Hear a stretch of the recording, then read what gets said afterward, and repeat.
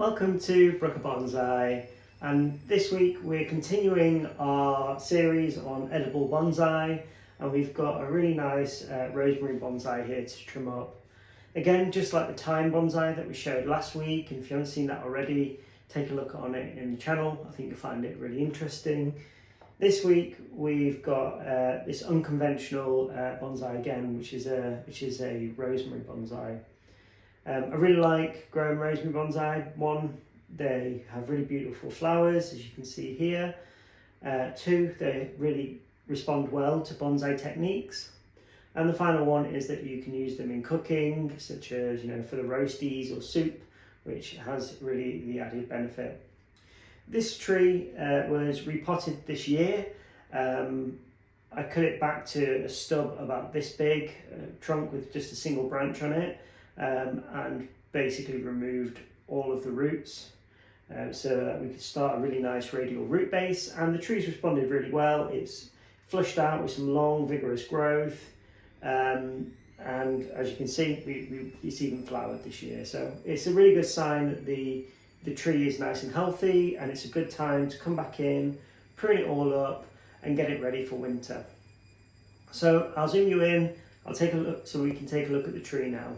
So here's a close-up of the tree. You can see here the primary branch that was actually still on the tree when I planted it, and everything else has now grown off the back of that. So it's responded really well. So here's the front of the tree, coming around to the side, back of the tree, to the side, and back to the front. So we're doing two things today. The first will be to kind of prune it all back to strong, healthy growth facing outwards, maybe doing a little bit of branch selection, but I think given how hard I pruned it last year, just pruning it back will be enough this year, and next year I'll have more to work from. So let's get it all pruned up. So all I'm doing at this stage is just pruning it back to healthy growth. Trying to find branches that are facing kind of outwards, and this will allow me to simplify the shape, and then if necessary we can do some branch selection. So you can see here on this branch we've got two buds that are starting to form and grow, so I can prune it back to there and I'll get a branch that will go that way and a branch that will go this way.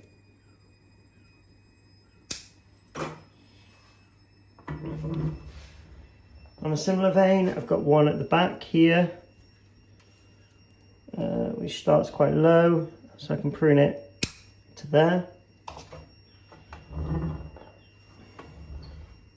One at the back here, I've got some outward facing branches this way, so we can prune that. Big long branch here at the bottom, we follow it all the way back. You can prune it off here. Now this final branch here, it's a really nice branch, but it is far too long, so you can prune it back to here. Finally, this tall branch at the back, prune it up. So that's the tree, all pruned up now, ready to go back out on the bench. I'm not going to do any branch selection because they could be dieback and things like that. All I'm going to do is seal up the cuts with this cut paste. So I'm going to come in and just these bigger wounds, just dab a little bit of cut paste over it, and that just seals off the branch. It's particularly useful in winter, when it's really cold and the winds can really dry out that cambium layer, and that can cause the branch to die back. So just by adding a little bit of cut paste now, whilst it doesn't look the best, it'll eventually dry dark, and it'll really help the tree to go through that healing process, and hopefully we won't get any dieback. I think next year, if the tree's really healthy, we'll probably repeat the process and then do some branch selection. I can see some good opportunities to reduce the tree even more, to build up that taper, but we want to do it bit by bit. So here's some of the branches that I've taken off today. Some relatively big ones like this, and this one here. But hopefully the tree will respond quite well to it. So the final step now is to remove any of this moss, and this will ensure that the pot doesn't get too wet over winter. It'll also help me kind of keep an eye on the soil. If it's getting too wet, I can put it in a sheltered area, or if it's getting too dry from the winds, then you know, I can start watering it a little bit more.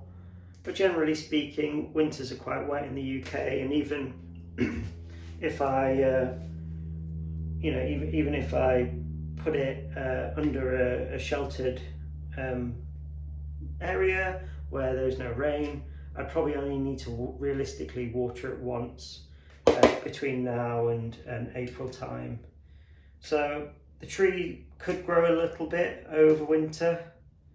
I don't believe that rosemary fully stops growing during the winter period.